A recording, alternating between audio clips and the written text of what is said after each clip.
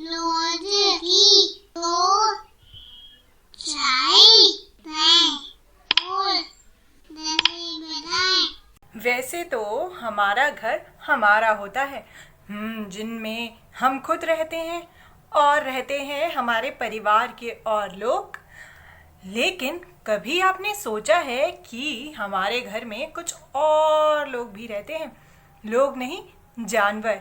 क्या आपके घर में भी कोई जानवर रहता है? कुछ जानवर ऐसे हैं जो हमारे पालतू हैं, यानी कि पेट एनिमल्स, और वो हमारे घर में हमारी मर्जी से रहते हैं। आइए मैं आपको अपने एक पालतू जानवर से मिलवाती हूँ जो मेरे घर में मेरी मर्जी से हमारे साथ रहता है। मेरी मछली का घर, यानी कि एक्वेरियम।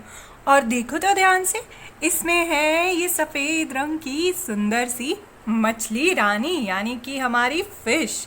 देखो कैसे मज़े में घूम रही है। उसके आसपास खेलने के लिए ये छोटा सा घर भी है और थोड़े से पेड़ पौधे जो कि नकली हैं, जिसके बीच में से निकल निकल कर वो खेलती है। तो ये एक ऐसा जानवर है, मछली, जो मेरे घर में मेरी मर्जी से रहता है, क्योंकि ये है मेरी पालतू मछली। तो आप मिले एक ऐसे पालतू जानवर से जो मेरे घर में मेरी मर्जी से रहता है, यानी कि मेरी मछली रानी, यानी फिश। लेकिन आपने कभी सोचा है कि कुछ ऐसे जानवर भी होते हैं जो हमारे घर में रहते हैं बिना हमारी मर्जी के? भला ऐसा कौन है? आइए हम जानते हैं ऐसे कौन से जानवर हैं। लेकिन उसके लिए एक कविता हमें गानी होगी, यानी कि जैसा मैं बोलूँ वैसा आप बोलना और जैसा मैं करूँ वैसा आप करना। यह कविता ली गई है आपकी NCERT की पुस्तक आसपास के पाठ 5 से। हाँ, पुस्तक है कक्षा तीसरी की। और ये कविता जो है ये लिखी है बच्चा टोली ने और प्रकाशित है भारत ज्ञान विज्ञान समिति के द्वारा। आइए अब हम देखते हैं कि कविता है क्या। उसका शीर्षक है घर प्यारा। तो हमारी जो कविता है घर प्यारा, अब उसको हम साथ में मिलकर गाते हैं। सदा यही तो कहती हूँ माँ, सदा यही तो कहती हूँ माँ, घर ये सिर्फ प्यारा अपना, घर ये सिर्फ प्यारा अपना।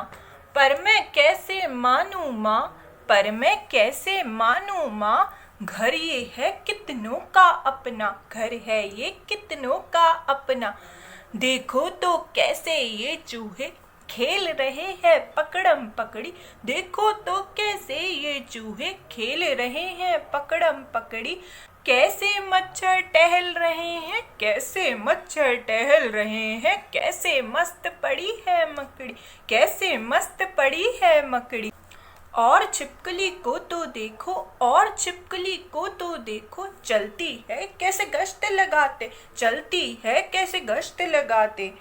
अरे कतारे लगाते लगाते, अरे कतारे लगाते लगाते, कहाँ चींटियाँ दौड़ी हैं, कहाँ चींटियाँ दौड़ी हैं।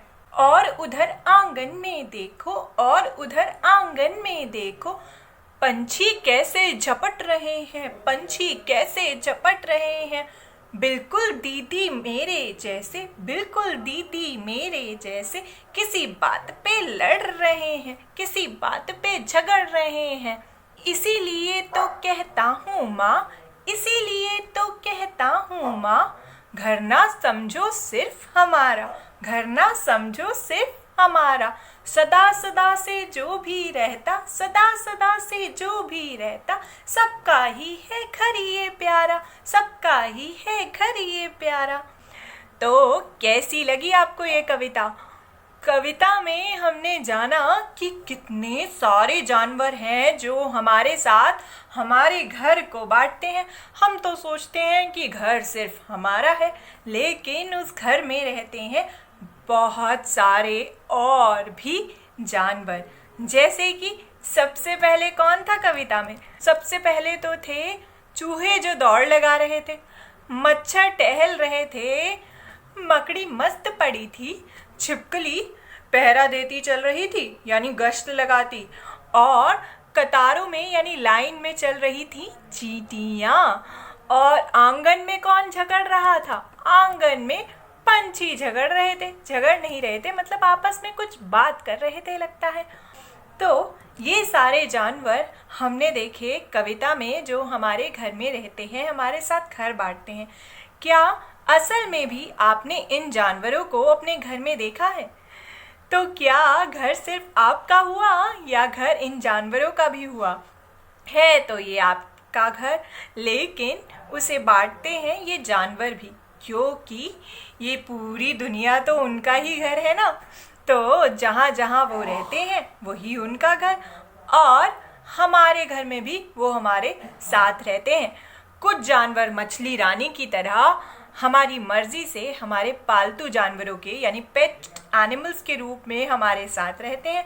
तो बहुत सारे ऐसे जानवर हैं जो हमारे घर में रहते हैं बिना हमारी मर्जी के, लेकिन वो हमारे साथ हमारा घर बांटते हैं, यानी हमारे घर में ही रहते हैं। जैसे कि मकड़ी, तभी तो वो जाला बनाती है ना। छिपकली, चींटियाँ, मकोड़े भी होते हैं, चूहे भी होते हैं, और कई सारे छोटे मोटे कीड़े भी कई बार होते हैं। तो ये हमने जाना कि हमारे घर में हमारे साथ साथ रहते हैं जानवर भी।